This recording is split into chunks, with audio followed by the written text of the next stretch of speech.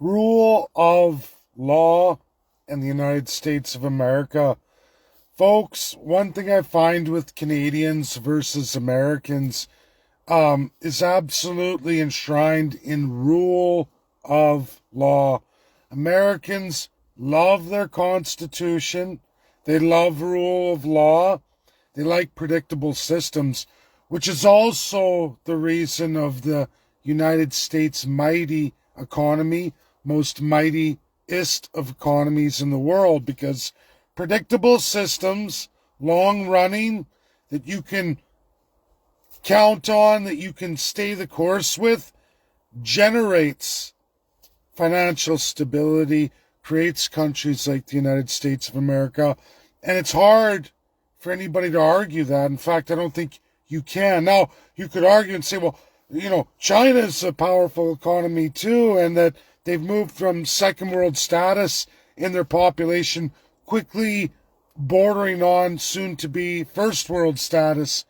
And that's from being a forced system for a long period of time, where it's stable, but it's forced. Canada, stable, but institutionalized. Rule of law of the United States, people's freedoms to have that, to pursue that, to know the legal system, be able to wield it. That's Americans. That's not Canadians. I've always seen this in a clear majority.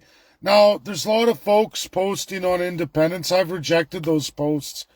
The post itself course corrects and myth busts people talking about scenarios, talking about regions somehow being able to dismember themselves from the Canadian autocracy without going through it or addressing it, or addressing First Peoples, or believing that somehow the country designed the way it is ignorable and you can just walk away. Now, I'm watching polls. I always watch polls on every issue. It's no different with maybe a little bit more people not so serious about independence. And what do I mean by that? People who don't really know what it means, thinking that they're going to get some kind of agreement like Quebec, like an Executive Powers Act for Quebec, will somehow fall into Alberta's lap. They just got to put more pressure on the Crown to give these Crown powers to the provincial dictator, right? That somehow that's going to mean more for the subjects. And, of course, none of that's ever been true in Canada and in our system. But again, that goes back to rule of law, something Republicans, especially in the United States, it separates them from nearly every Canadian. Canadians don't fall within any definition of an actual mega Republican, let alone a 90 percentile of Republicans. A good 50% at least of Democrats don't equate or fall into those definitions.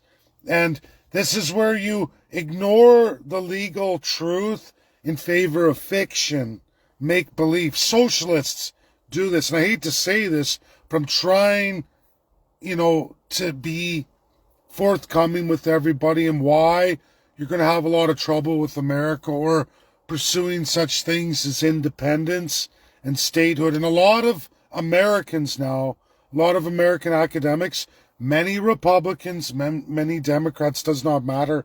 They say Canadians' biggest problem is enshrined in civics, something I always bring up in many, many forums, in many, many different academic circles right across the United States.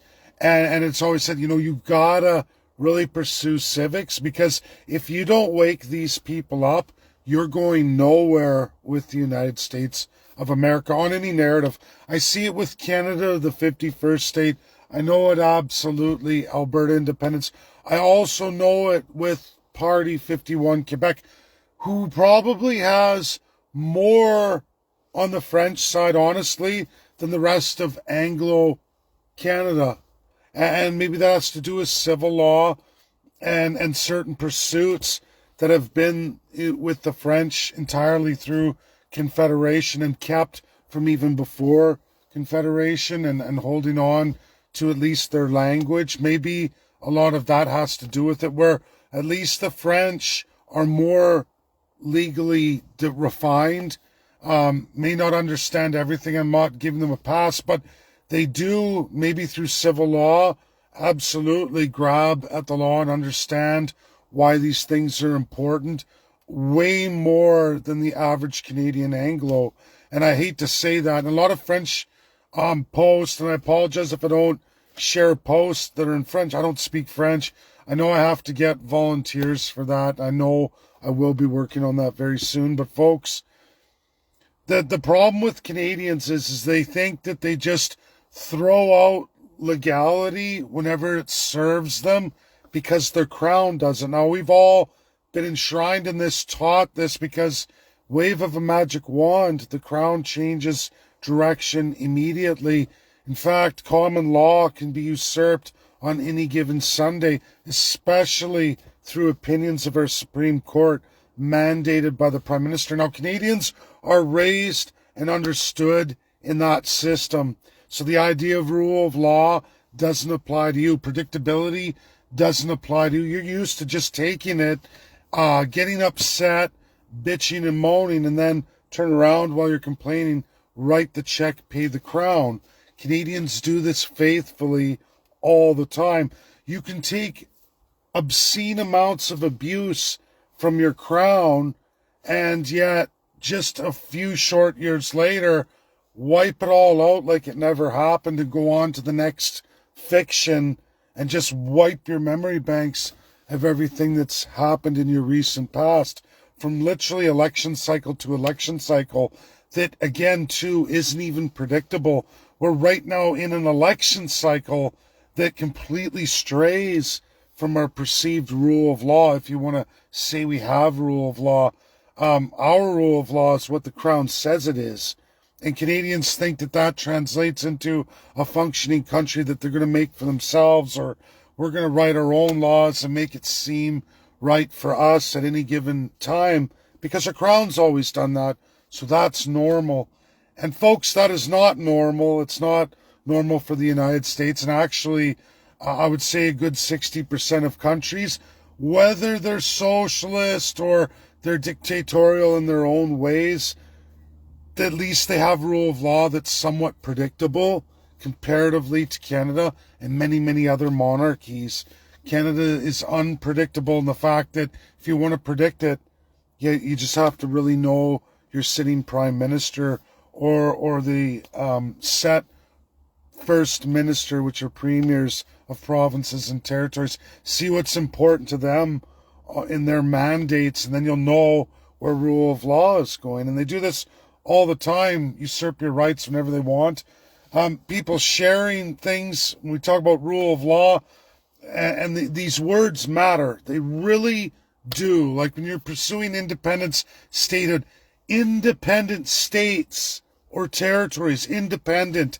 What does that mean? It means not attached to a country, not under the sovereignty of another country, meaning not in a bridge of international binding laws, which a lot of people throw away in the wind. They say, oh no, we're special. Our crown proves it all the time. Look, our crown breaks international law all the time.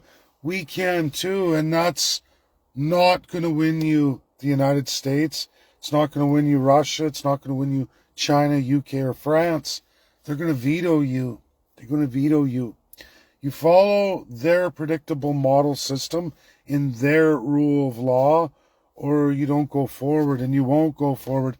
I already know, I want to say something about Alberta Prosperity Project. If you folks don't already know, it is now well into April.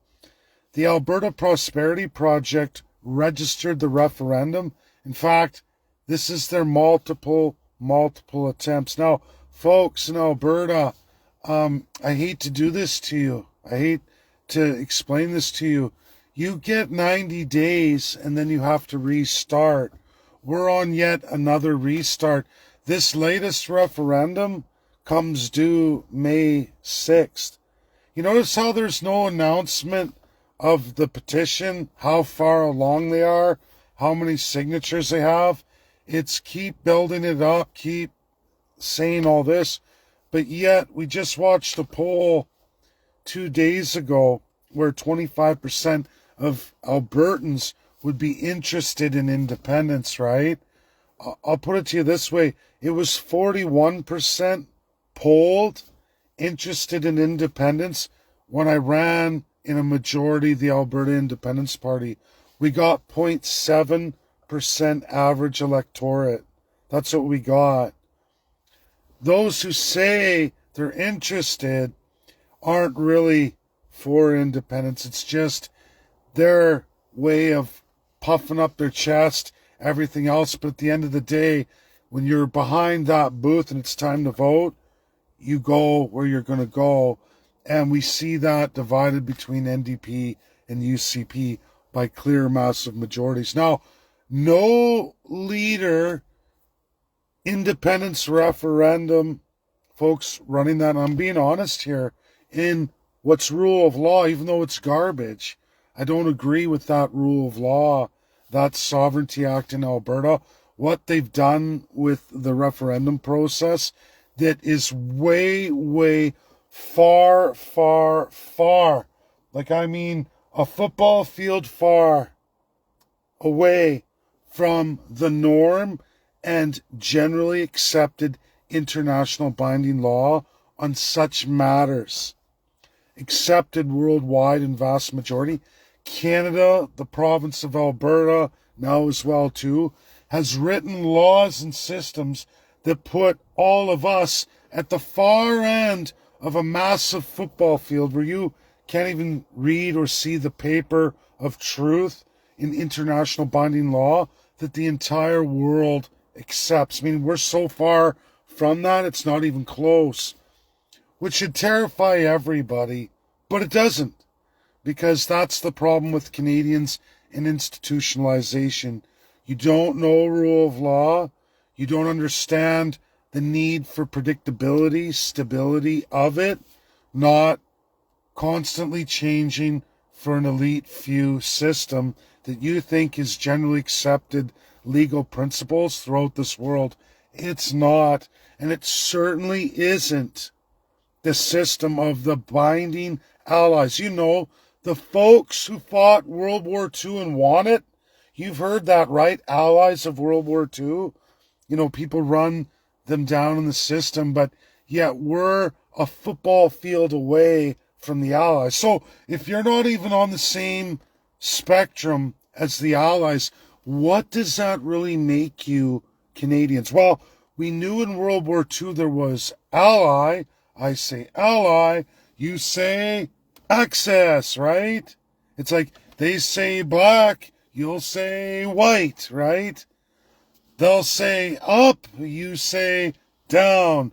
You say right, they say left, right? That's what's going on here. And it amazes me that in a massive, massive majority across all of Canada, maybe not so much in Quebec, folks won't accept that what's left, the opposite is right, or what's up, the opposite is down, or what's the opposite of black is white, and we can go on and on. That doesn't compute with a vast majority of Canadians on such issues. Like we say, hey, gaining independence in this world, how is that done? Or what's the opposite of ally is, right? And then it's like Canadians will not see that. They'll say, no, it's different. It's different. I'm Canadian. It's totally different. The world in majority is wrong. Our system's right. Our monarchical system's right. Our legal system works great, even though it's not really found anywhere in the world equitably for a vast majority of people. People go, that's not generally accepted legal truth. You're completely in fiction. And in an ultra extreme minority, and yet Canadians will still march straight forward like, no, you're wrong, you're lying to me, it can't be true. But yet it is very real, right in front of our faces, where a majority of Canadians are participating and standing with the Axis powers from World War II. Yes, monarchical, empirical powers of the past that are not to be in this world. It's called the promise of never again. Yet for Canada, it's not only absolutely enshrined, it's reality on a daily basis, forevermore enshrined. And folks are following blindly in this, just like they did in many historical truths. Nazis in Nazi Germany, mass majority of the German population went forward with that no matter what. South Africa during apartheid, the mass majority went along with that no matter what, with the regimes. And we can go on and all these examples, but it's Canada, from that British institution that's never been dismembered. Canadians are that messed up. I shared a video with all of you, and it's all on 1975 Helsinki Final Act, accepted by the United States, the Soviet Union, European Union, which includes UK and France. It's only P5 ally not put through it was China. But China would probably, if it was effectual for them, sign on today. But who hasn't and who has really is not the important thing, because Canada did absolutely sign on to that. Liberals and conservatives of the time signed on to that. Why is that relevant in international binding law? Because we have USA and Russia bound and cemented into it. And they go through a number of legalities. And in this election for Canada, we were unable to register our political party because of the threat of a chartered accountant losing their designation, as well as losing their practice in whichever province they're registered in. That is the Canadian Crown threat to anyone pursuing statehood. If you try to register that federal political party, we will remove your account. Now, we didn't get to that point like the communists did so many decades ago. The Communist Party of Canada did so do that. But what happened is they did register candidates. When they went to go run in the election, the police were sent in. They beat the shit out of everybody. They arrested the accountant and actually laid a smackdown, at least in the province of Ontario, of all those would-be MPs in the federal election of its time, early 50s. Why that's relevant is communism is of a republic. It's institutional and changing a monarchy to a republic. America, we the people, is also a republic that is fundamentally a switch from the monarchy. Now, according to Helsinki 1975, absolutely enshrined in that is political and civil rights. And then, of course, there's the Charter of the UN. I have specific passages that override a country's ability to exert such awful human rights violations. They accept through Helsinki that Canada signed on. This is both liberals and conservatives who did this to us in this election. And Helsinki says you can't do that. And you can't do it because we have this from the Charter of the UN 1945 enshrined by the Allies. If you do that, you're in breach of never again, which means you're not an ally. And Canada has done that. That's why we're building this petition that will be effectual. United States is bound to this. The Russian Federation is bound to this. And they're actually going through it, negotiating on Ukraine right now today. It's never been more relevant than it was. Of course, it was relevant in 1970. And then that's coming out of all the monumental civil rights. America finished off. They did the end of segregation. They went on to give the First Peoples, the American Indians, absolutely self-government, self-determination, and settlement of the claims going forward. The power of actual Indian citizens and sovereignty. They checkmarked 1975's Helsinki Act. So did the Soviet Union and now the Russian Federation today. But not Canada. Canada hasn't done it. Not for the First Peoples and not for us in an election through our political and civil and economic rights to pursue Canada the 51st state. The Crown took that away from us through gross human rights violations, a breach of Helsinki and the UN Charter 1945. The kind of breach 103, and I'm going to go through this in the letter here in a few hours, but the kind of breach, folks, that costs Canada entirely not only UN membership, but brings the Russian Federation, the United States, closer to a deal with Ukraine, and an absolute spotlight flashlight on Canada that I think both Russia and USA would love to see right now. I'm really confident that I think this is probably the closest we've ever come to fundamentally changing Canada, or at least fundamentally changing how Canadians are treated in Canada. And on this lines, I could see Canada being forced by at least the United States, which is major when your number one trading partner who has serious issues with you and your love of China at present, and they're going into serious negotiations in the next year. This is the kind of fuel on the fire, so to speak, that Canada can't afford to have, and it really will push us forward. So it'll be important to get signature drives on that. It's not some mythical far left field like I was saying about the football field. I'm taking reality for Canadians and Canada the 51st state. I'm bringing us to the international side of the football field, more closely related to the majority of the world and reality, not Canada's baloney at the far side of the football field that's not even based in any legal precedents or reality at hand. An understanding that even Russia and USA can easily get behind.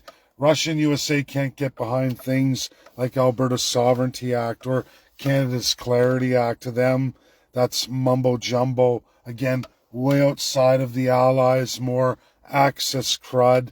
And Canadians bite that apple. It's a poisoned fruit from the tree, the poisoned apple, and Canadians want to bite that.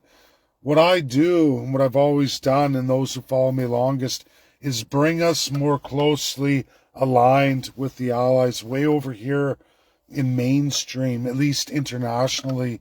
And I do that at a domestic level for all of us. And Canada wins a lot. They sure do. The Crown is right there to always try to fight, so to speak. Of course they can. It's easy for them. They have all your and my money. They have all the resources. And they're good at the double cross and the double speak that Canadians just love. It's like children sitting around waiting for their next fairy tale from the Crown, even though, you know, you're getting a little old to be sitting on mommy and daddy's lap, right, when you're an adult and listening to fairy tales. But that's the success of the Crown. They're very good at it. They've been doing this for thousands of years. And unfortunately, even in 2025, with all the massive internet power, people still go back to the fictions and people still try to narrate full-on baloney, even using the own double speak, double cross to push their narratives forward, even though we know Donald J. Trump never once ever strayed from his narrative.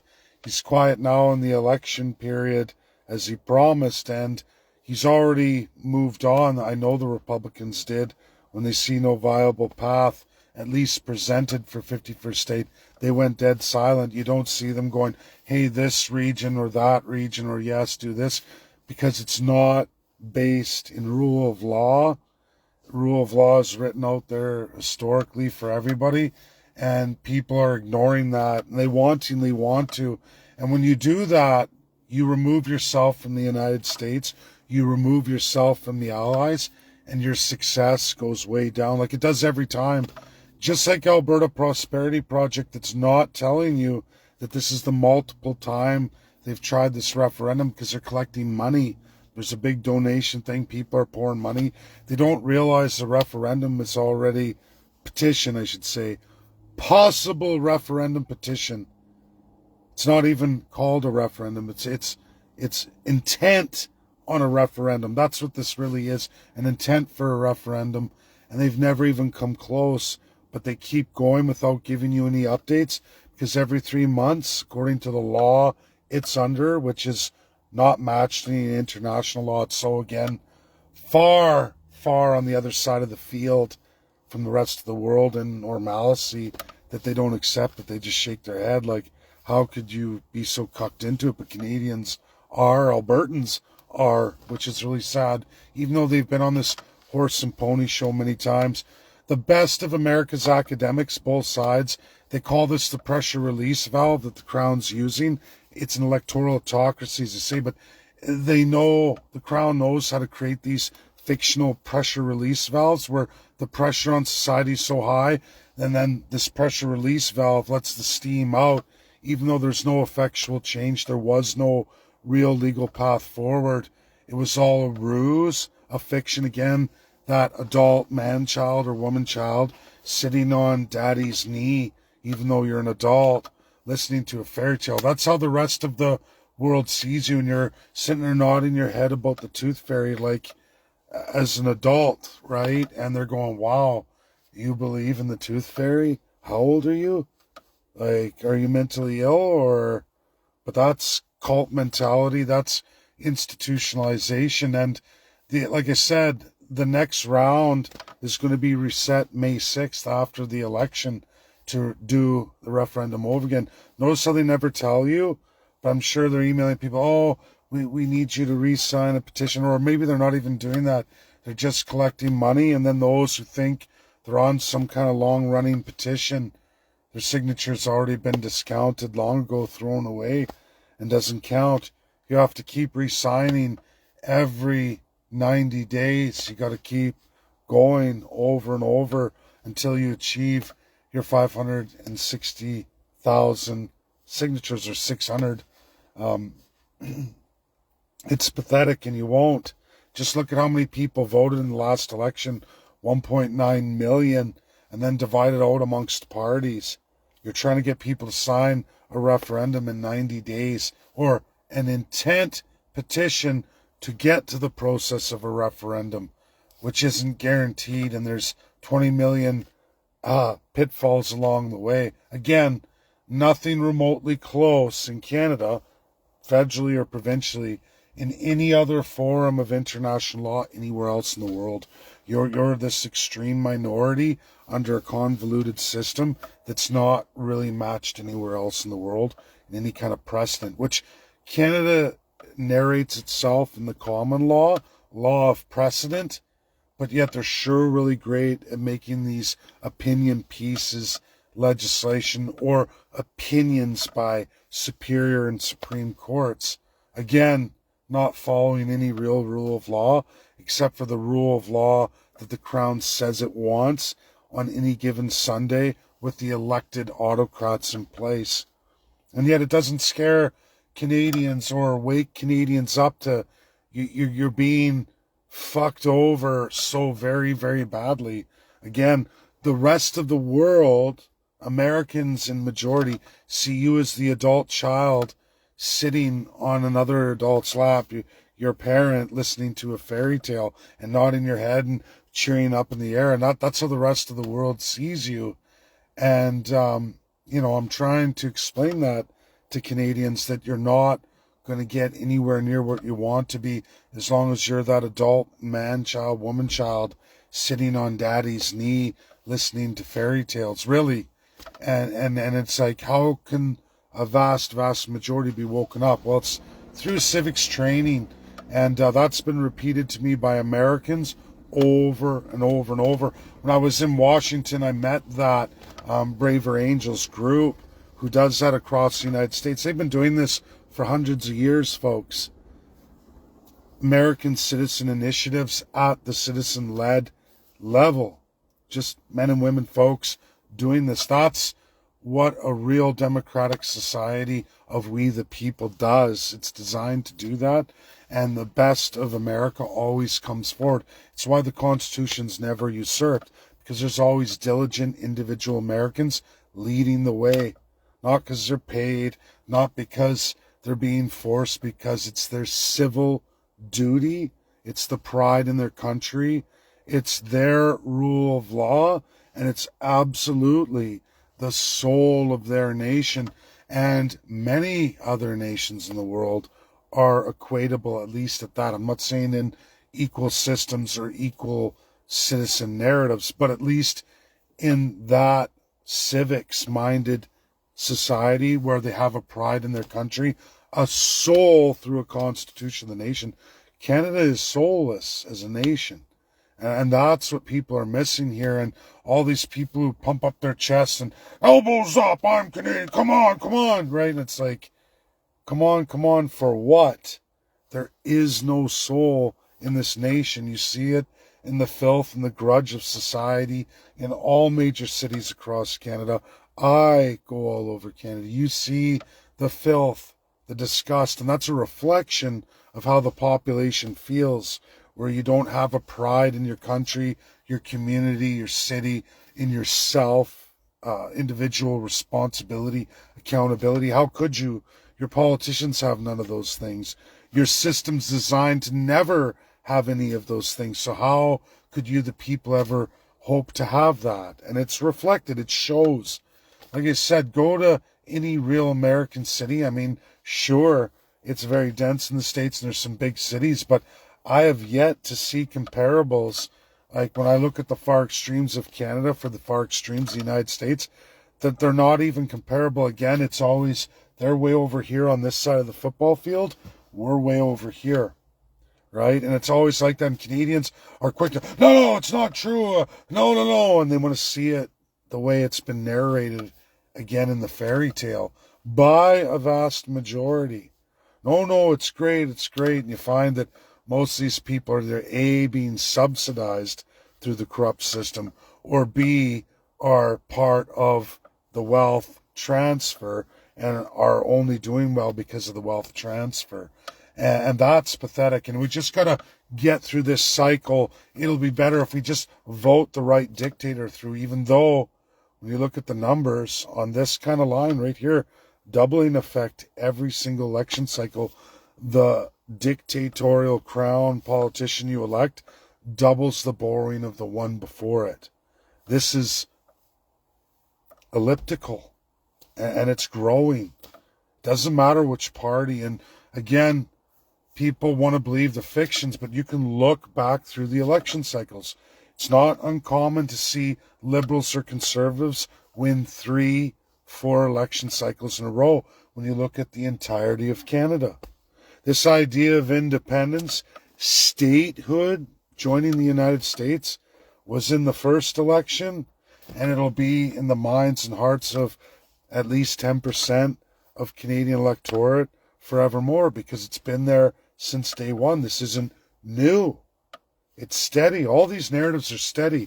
We just have a sick crown, institutionalized system, very old, very crafted, well established, because it's thousands of years old. They're very good at mass propaganda, mass institutionalization. It's a cult system.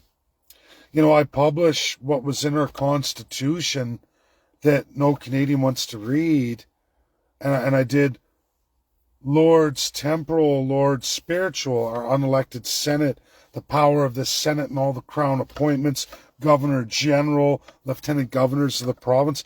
It's all there, Lords temporal, Lords spiritual. It's instituted in our highest laws. There's the soul of your nation. There's your God system, which isn't any God out of any Bible or Holy Scriptures. This is a God of a divine elite set of human beings who rule over you. And Canadians still don't want to believe that, even though there's your Senate right in front of you, appointed, sworn, a House of Lords, loyal to who? The divine Prime Minister, who's a Lord himself. Through that, Lord spiritual, Lord temporal, both. Given power of God. The angels of heaven handed them the sword over all of you. Really? I didn't read that in the Bible. Did you? I didn't read that in the Quran. Did you? I didn't read that in so many religious texts. In fact, I can't find that in any of the most 8 major religions in all of the world. I can't find it through so many. Can't find it even in the Sikh Bible. I can go through every major religion in the world, and I can't find any of that anywhere. But you do find this narrative in rewritten Bible texts held through those empires under the doctrine of discovery and papal bull, which is Holy Rome at a specific time. And of course, these are lockstep with Canada, Quebec, and the rest of Anglophone Canada. These are lockstep, and we created our political system that way, where if you ever want to know the truth, all you have to do is go to the Parliament of Quebec. It's all there for you, from the top of the Parliament of Quebec all the way down to the base, and then all the way out into the grounds, the fields, right in the front of Parliament of Quebec. This was absolutely and is absolutely, these things are found all over Queen's Park. At least they were. I haven't been there in some time. I may be sadly mistaken. They're found all over the Parliament of Canada. If they're not boxed in a square box, hidden from you, they've been removed. They've been on a 10-year revamp of the Parliament of Canada, hiding all of these truths from the rest of the world, even though it's instituted and designed in your highest laws, their soul of their nation, not yours, not you the subjects or you the defined savages. It's still amazing that America, who's had and gotten rid of the Indian Act already over 105 years ago, as well as many other evils of history imparted upon them by treaties with countries like the UK. USA's removed all of that forevermore. Since 1975, none of that exists in the United States. But yet, it is part and parcel of everything that is Canada, and Canadians don't see a problem with that. Many First Nations chiefs don't see a problem with that. Of course they wouldn't, because they're in Lord's temporal and Lord's spiritual too. They're in it too. Canadians elect and watch people appointed into that too, and they love it because they're institutionalized. Nothing like America, not remotely close, and nobody is going to follow that. Nobody from the United States is going to support it. You will watch this Alberta Prosperity Project over and over, people becoming millionaires, multi-millionaires, without any effectual change. At least probably for, I would think, a year or two maybe, before Albertans start to wake up, maybe, that you've been bamboozled, you've been conned, you've been fooled, you've been letting off steam in a bullshit narrative. More double-cross, double-speak that even people are trying to jump on as a springboard for their own narratives, which is anti-American, completely 180 degrees opposite of what is absolute in the United States of America. So people saying, yeah, we want to be this, but we're going to do it by crown colonial means and double cross and double speak. You're facing a Donald J. Trump veto, at least for the next 4 years. God bless everybody. That's my video. I hope a lot of people learned a lot. Share, get it out there. Unpopular, hated. I get all these narratives, people, no, you're a liberal, you're a liar, right? It's like, I'm no liberal. I'm trying to give you that which is what's America, and you'll find that a lot of Americans agree with me. I had a great conversation with lots of Americans on the latest Tucker Carlson. Massive feedback. My Twitter, massive feedback. Americans answer me, even a few Canadians, but it was funny. It was the Americans who answered. I flipped so many no's on Canada, the 51st state, from Americans. I flipped so many, hundreds in fact, and this has been at least a fun couple days for me. It's so easy for me to relate to Americans now. I just snap. I can change Americans so quickly, and I learned that in DC, but yet I try to do the same thing in Canada, and it's like pie in the face, throwing stones, right or left, and I see the radicalization of conservatives too. It's not lost on me.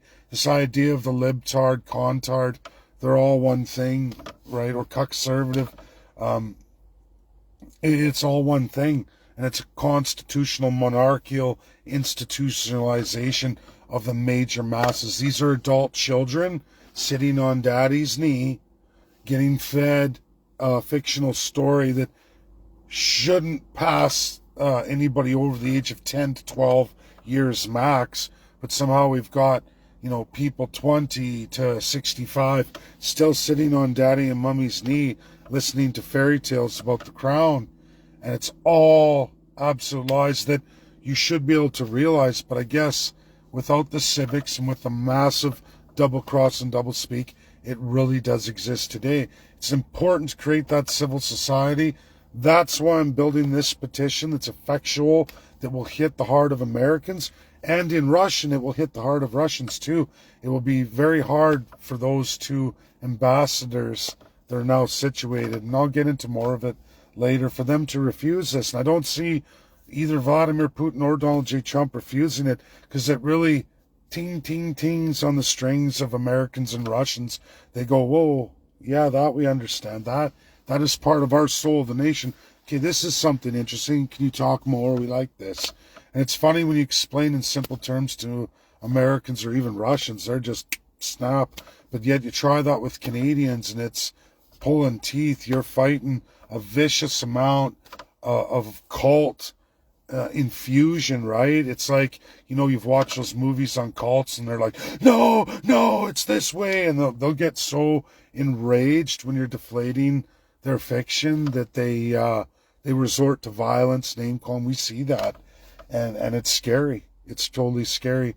Anyways, I've rambled on lots. I've tried to explain this many, many ways, giving many examples, going around, and a lot of people have come on, so please share, get it out there. People wonder why I do that.